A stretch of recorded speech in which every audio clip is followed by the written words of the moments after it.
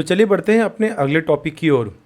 यहाँ पे मैंने आप लोगों के लिए ये ओवरऑल एक समरी लेकर आया हूँ, जिससे आपको सारे टॉपिक्स को क्विकली रिवाइज करने में काफ़ी हेल्प मिलेगी। तो चलिए वीडियो को स्टार्ट करते हैं। देखिए, जीडीपी एट एमपी का मतलब क्या हुआ? Market value. कैसे पता चला हमें? एमपी का मतलब क्या हो गया? Market price. So GDP at MP means market value of final goods and services produced within the domestic territory of a country in an accounting year। अब अगर हमें GDP at MP दिया हो, हम यहाँ एज्यूम कर रहे हैं कि GDP at MP हमें क्या है? गिवन है। और हमें क्या निकालना है? NDP at MP। तो देखो, जब हम ग्रॉस से हमें नेट पे जाना होता है, ग्रॉस में मैंने आपको पहले भी बताया था कि ग्रॉस में क्या होता है? ग्रॉस में सब कुछ एडेड होता है। तो इसमें से जब हम क्या करेंगे? डिप्रिसिएशन माइनस करेंगे तो हमें क्या निकल के आ जाएगी? नेट की वैल्यू। क्लियर? तो और आप दूसरा ट्रिक ये भी यूज कर सकते हो। देखो यहाँ पे एन और एन का डिफरेंस है। यस और नो? आपको यहाँ दिख रहा होगा। देखो, जीडीपी एट एमपी और एनडीपी एट एमपी में क्या क्या चीज़ें कॉमन है, क्या चीज़ें डिफरेंट हैं। देखो, जीडीपी एट एमपी और एनडीपी एट एमपी, देखो ग्रॉस जी का डिफरेंस है, डी सेम है, पी ये सारे वर्ड सेम है, सिर्फ डिफरेंस किसका है? ग्रॉस और नेट का। तो हम क्या करेंगे? सिर्फ और सिर्फ हमें एक ही आइटम माइनस करना है, वो है डिप्रिसिएशन। क्लियर? और डिप्रिसिएशन और consumption of fixed capital both are same thing. ये मैंने आपको पहले भी बताया हुआ है, तो इसमें कंफ्यूज मत कीजिएगा सर कि हमें कुछ और ये कंजम्पशन क्या होता है। नेक्स्ट, जब जीडीपी एट एमपी हमें दिया हो और हमें क्या वैल्यू निकालनी हो? जीएनपी। तो देखो, डोमेस्टिक इनकम दिया हुआ है और हमें नेशनल इनकम निकालना है। देखो, जी और जी तो सेम है, पी भी सेम है, एमपी सेम है, डिफरेंस किसका है? सिर्फ डोमेस्टिक और नेट का। तो डोमेस्टिक इनकम से हमें किससे जाना है? नेशनल इनकम पे। और ऑब्वियसली नेशनल इनकम का मतलब क्या हो गया? हमें net factor income from abroad को एडजस्ट करना पड़ेगा। अब हमारा अगर अब हमें यहाँ पे देखो, हमने जीएनपी एट एमपी निकाल लिया। अब क्वेश्चन बोल रहा है कि अगर जीएनपी एट एमपी गिवन है तो हमें एनएनपी निकालना होगा।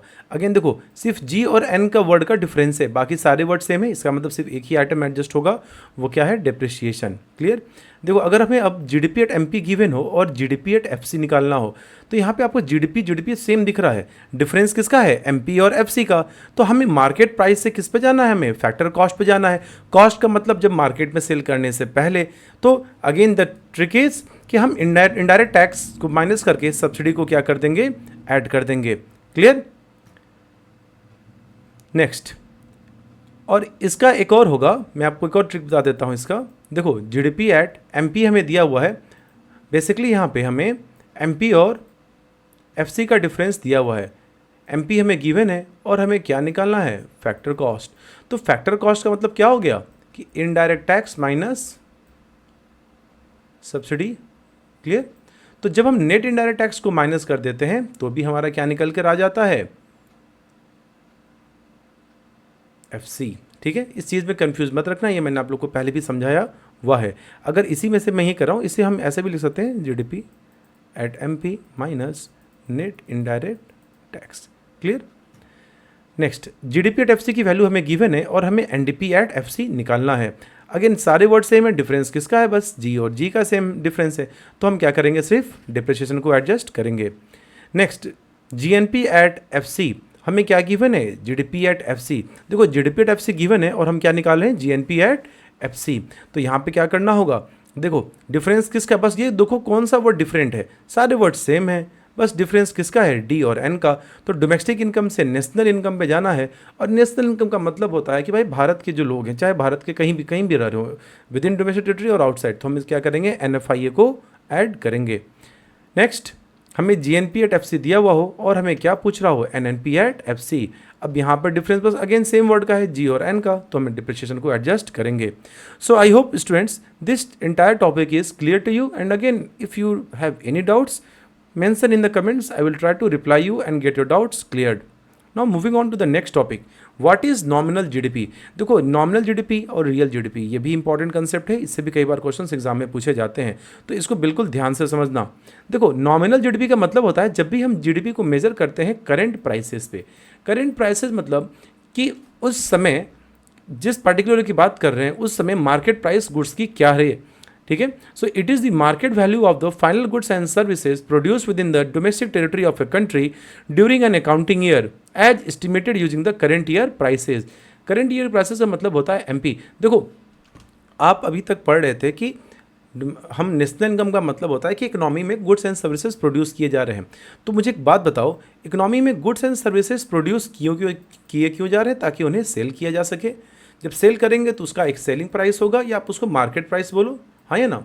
तो जब हम गुड्स को मेजर करते हैं उनके सेलिंग प्राइस पे, उनके मार्केट प्राइस पे, जिस प्राइस पे वो मार्केट में बिक रहे थे, तो ये क्या कहलाता है? हमारा nominal GDP. Nominal GDP is equal to quantity into price. Price में आप क्या लोगे? हमेशा market price. Clear? Now next topic is real GDP. Real GDP क्या होता है?